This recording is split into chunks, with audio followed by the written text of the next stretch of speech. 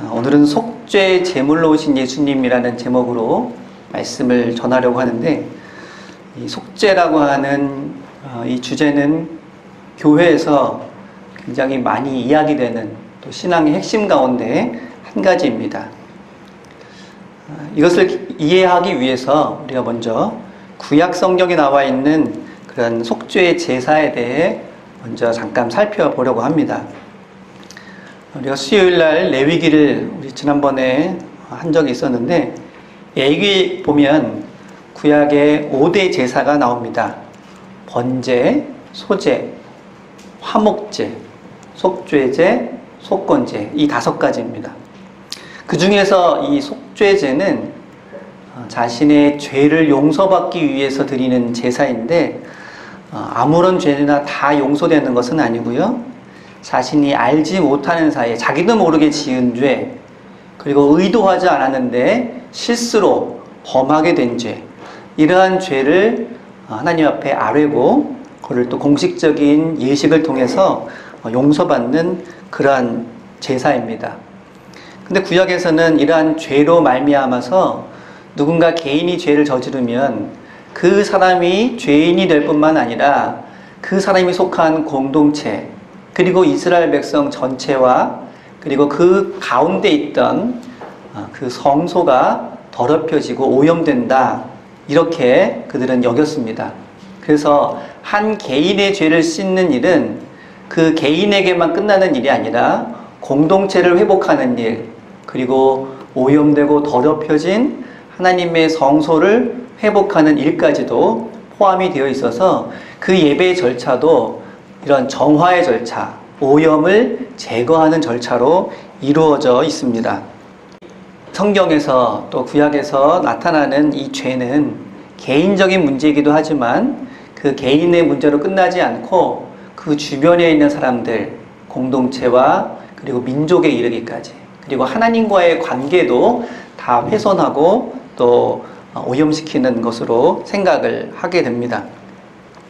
그러한 가운데 이 속죄제는 먼저 그가 나와서 제사를 드려야 하는 그 성소를 먼저 깨끗하게 해야 합니다.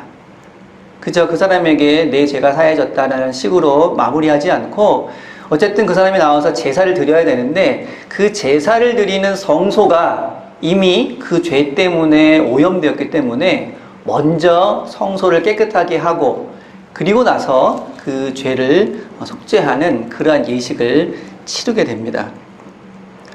그러한 속죄제를 통해서 거룩한 공동체의 모습을 회복하고 하나님과의 관계도 단절되지 않고 이어가기 위해서 그들은 이 속죄제를 매우 중요하게 여겼습니다.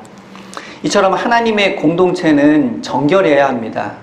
특별히 성도들이 함께 모여서 예배드리는 이 장소뿐만 아니라 우리가 성도들의 모임을 우리는 교회라고 합니다.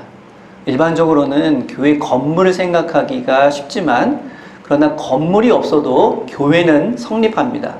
하나님 믿고 예수 그리스도 통해 우리가 구원받았음을 고백하고 함께 모여 예배드리는 곳이 있다면 그곳이 운동장이든 시장이든 강가든 산이든 그곳이 곧 교회입니다.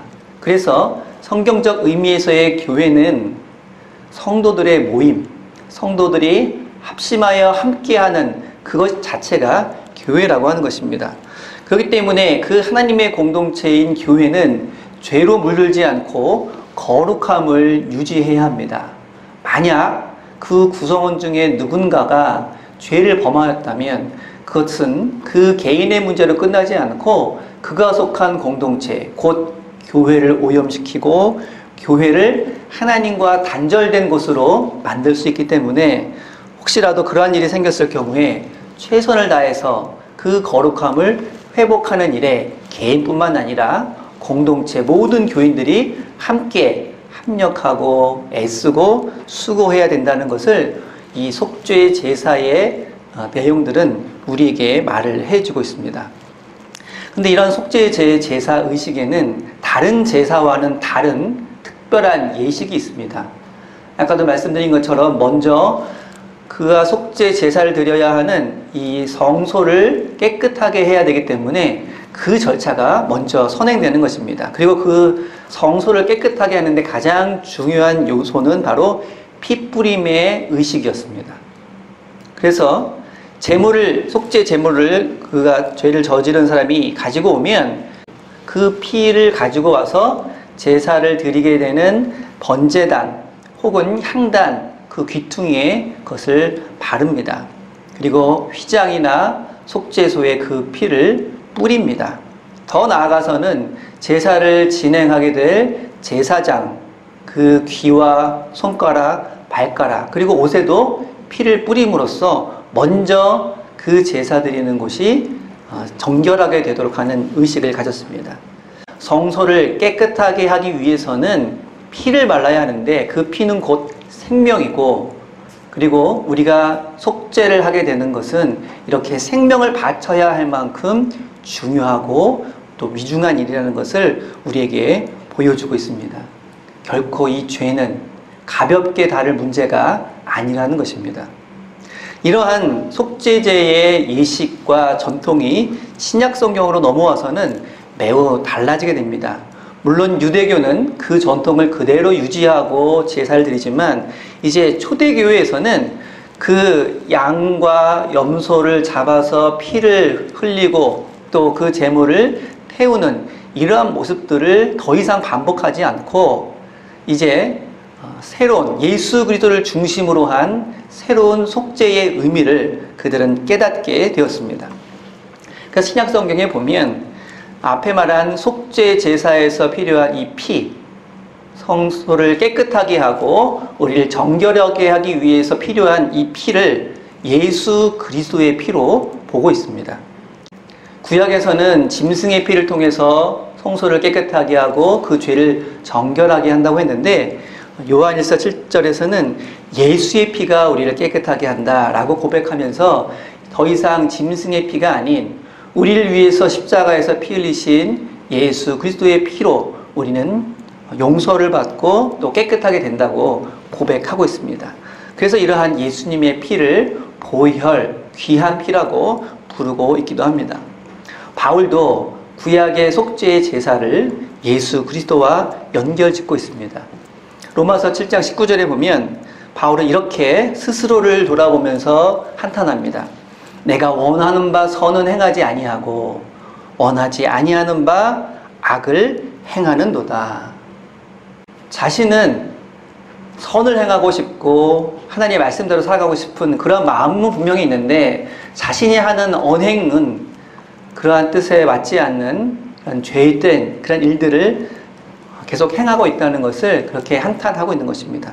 하지만 이것은 바울 개인의 어떤 심리적 상태를 반영하는 그러한 기도가 아니라 모든 인간들의 모습을 반영하고 있습니다. 특별히 의도하지 않고 부지중에 저지른 죄, 곧 속죄 제사의 대상이 되는 그러한 죄를 지금 언급하고 있는 것입니다.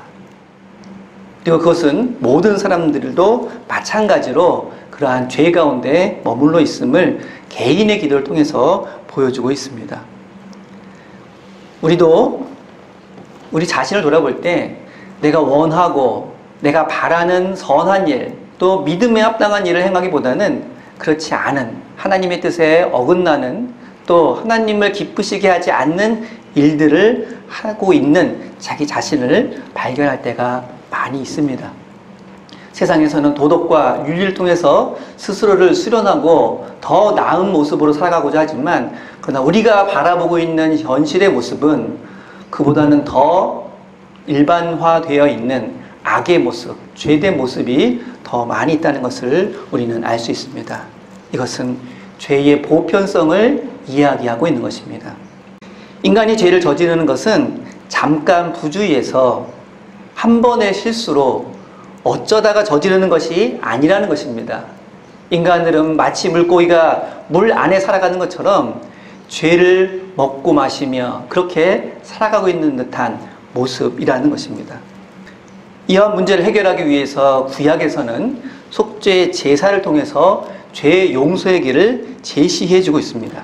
하지만 그 속죄제는 제한적입니다. 왜냐하면 한 번 속죄제를 드린다고 해서 그가 그 다음에 모든 허물과 죄까지 미리 용서받는 것이 아니기 때문에 시간이 지나면 또 죄가 쌓이고 그 죄를 해결하기 위해서 속죄제를 드리고 그리고 나서 또 시간이 지나면 또 죄가 쌓이고 이러한 악순환이 계속 반복되기 때문입니다.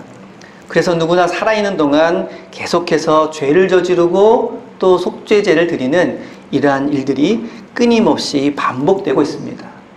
이것을 통해서 인간은 죄 앞에 얼마나 속수무책이고 나약한 존재인지를 분명히 보여주고 있습니다.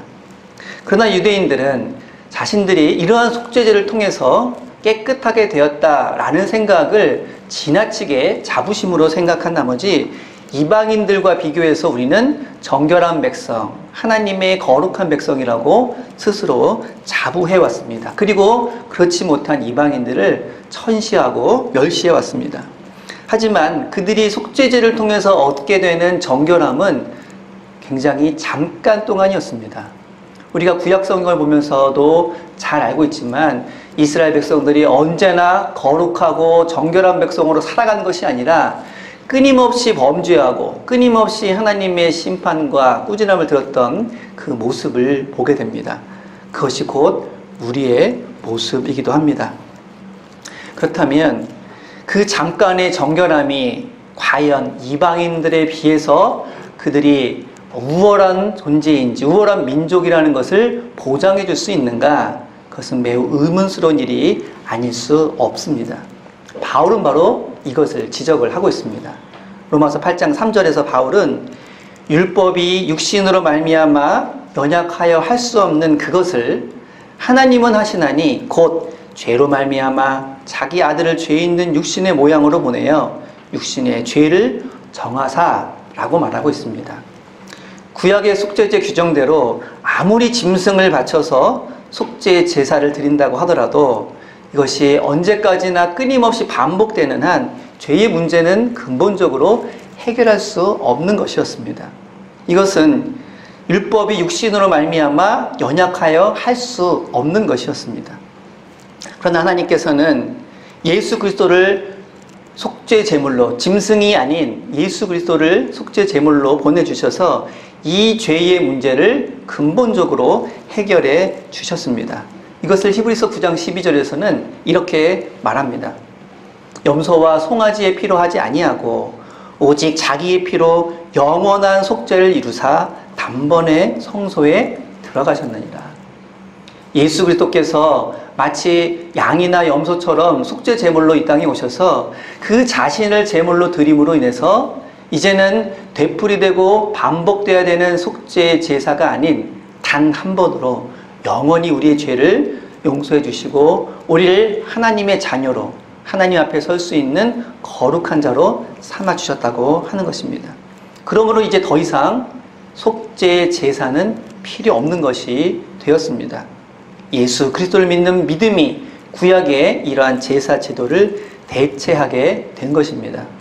그래서 기독교는 교회 안에서 더 이상 짐승을 통한 제사를 드리지 않습니다.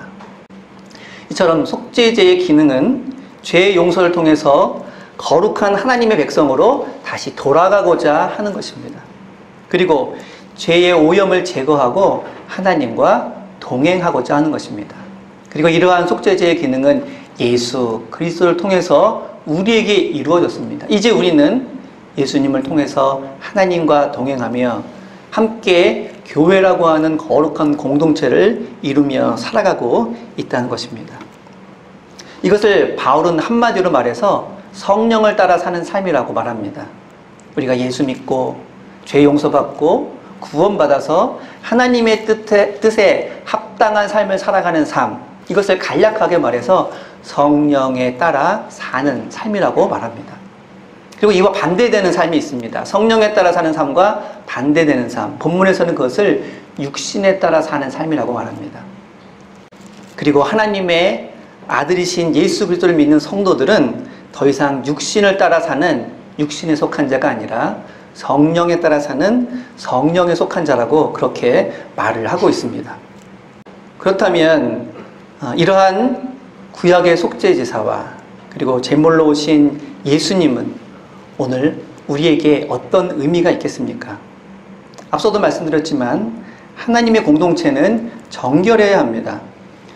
그리고 우리는 하나님의 공동체인 이 교회가 죄로 물들지 않도록 최선을 다해야 합니다. 물론 우리는 예수 그리스도를 통해서 하나님과 동행하며 하나님의 자녀로 살 수 있는 권세를 얻게 되었습니다. 하지만 끊임없이 이 교회를 오염시키려고 하는 것으로부터 우리는 우리 스스로를 지키고 거룩한 공동체로 날마다 거듭날 수 있도록 해야 한다는 것입니다. 그것이 바로 성령에 따라 살아가는 삶입니다.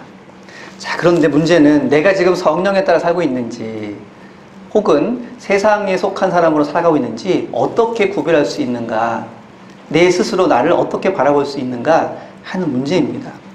이에 대해서 바울은 이러한 해결책을 제시합니다. 한 사람이 평소에 무슨 생각을 하고 있는지를 보면 그가 어디에 속해 있는지를 알 수 있을 것이다. 여러분 혹시 내가 뭔가 관심을 하나 갖게 되면, 예를 들어서 옷을 하나 사야 되겠다 이런 생각을 하게 되면 그 다음부터는 지나다니는 사람 옷만 눈에 뜨이지요. 내가 오늘 머리를 좀 깎아야 되겠다라고 생각하면 지나다니면서 미장원만 보이고 다른 사람들 헤어스타일만 눈에 들어옵니다. 성령에 따라 살아가는 사람들도 마찬가지라는 것입니다. 그는 생각과 그가 하는 일, 그리고 그의 관심이 성령을 기쁘시게 하고 성령에 속한 것만 생각하고 행한다고 하는 것입니다. 그래서 5절에는 이렇게 말을 하고 있습니다. 육신을 따르는 자는 육신의 일을, 영을 따르는 자는 영의 일을 생각한다라는 것입니다. 일반적으로 사람은 자신이 많이 생각하고 관심 가지는 일에 시간과 물질과 그리고 열정을 쏟아붓습니다. 그래서 저 사람이 지금 무슨 생각을 하고 있는지를 간접적으로라도 알 수 있는 방안은 그가 지금 무슨 일에 관심을 가지고 있고 무슨 일에 시간과 물질과 열정을 지금 쓰고 있는지를 살펴보면 대략적으로 그의 생각을 알 수 있다는 것입니다. 많은 사람들이 교회는 거룩함을 통해서 복음의 메시지를 사람들에게 전달해야 된다라고 말하고 있습니다. 그렇다면 교회에 속한 모든 성도들은 그들의 시간과 물질과 열정과 관심을 이 거룩함을 회복하는 일에 써야 한다는 것입니다. 세상에 속한 일, 자기의 유익을 위하고 만족을 위한 그 일에 자신의 온통 가지고 있는 열정을 쏟아붓는 것이 아니라 어떻게 하면 이 교회를 하나님의 거룩한 공동체로 삼아 갈 수 있을지, 우리가 어떻게 하면 이 거룩한 공동체에 속한 그런 구성원으로서 나의 삶을 세상과는 구별된 그런 모습으로 살아갈 수 있을지를 늘 관심 가지고 기도하며 실천해 나간다고 하는 것입니다. 하지만 성도들도 인간의 연약함과 한계를 가지고 있습니다. 그래서 성도 한 사람이 거룩함을 상실하게 되면 그 영향력이 교회에 퍼져 나가기도 합니다. 요즘 코로나 바이러스가 소수로부터 시작해서 무섭게 확산되어 가는 것처럼 죄도 그러한 확산성이 있다고 하는 것입니다. 오늘날 교회를 바라보면 성령을 따라 살기보다는 세상에 속한 사람들처럼, 그리고 세상을 따라 살아가는 것처럼 보일 때가 많이 있습니다. 그리고 세상의 죄에 오염되어서 사회적으로 지탄을 받는 일들도 심심치 않게 보게 됩니다. 그리고 안타깝게도 많은 사람들이 이러한 일들 때문에 교회를 떠나기도 합니다. 그래서 이 시대에 가장 중요한 교회의 과제 중에 하나는 어떻게 하면 교회의 거룩함을 회복할 것인가, 이 세상의 죄와 오염으로부터 교회가 구별된 모습으로 살아갈 수 있을 것인가 라는 것입니다. 이것은 세상과 단절하고 아무런 소통도 하지 않는다는 그러한 의미가 아닙니다. 하나님의 백성으로서의 거룩함을 회복하고 그 거룩함을 통해서 다른 이들에게 복음의 참된 가치를 전하는 일에 우리가 힘써야 한다는 말입니다. 이에 대해서 바울은 우리를 다시 하나님의 자녀로, 그리고 거룩함을 회복한 자로, 그리고 하나님 앞에 온전하게 설 수 있는 그 길을 위해서 예수님께서 속죄 제물로 오셨음을 강조하면서 믿음 안에 거하라고 우리에게 권면하고 있습니다. 다른 말로 하면 성령에 속한 자로서 성령에 따라 살아가라고 하는 것입니다. 오늘날 인간의 이기심과 탐욕으로 인해서 점점 죄로 오염되어가는 이 세상 속에서 세상이 아닌 성령에 따라 성령에 속한 자로 살아가기 위해서 그 일에 더 많은 시간과 물질과 열정을 쏟아붓는 저와 여러분들이 되실 수 있기를 바랍니다. 하나님이 기뻐하시는 일에 우리가 최선을 다할 때에 성령에 속한 자로서 생명과 평안의 길을 걸어가게 될 줄로 믿습니다. 뿐만 아니라 날로 어두워지고 죄의 영향력이 퍼져가는 이 세상 가운데 그 거룩함을 회복한 성도들만이 세상의 빛과 소금의 역할을 감당하게 될 줄로 믿습니다. 우리를 이러한 사명으로 부르신 주님의 뜻에 합당하게 살아가는 저와 여러분 되실 수 있기를 바랍니다. 기도하겠습니다.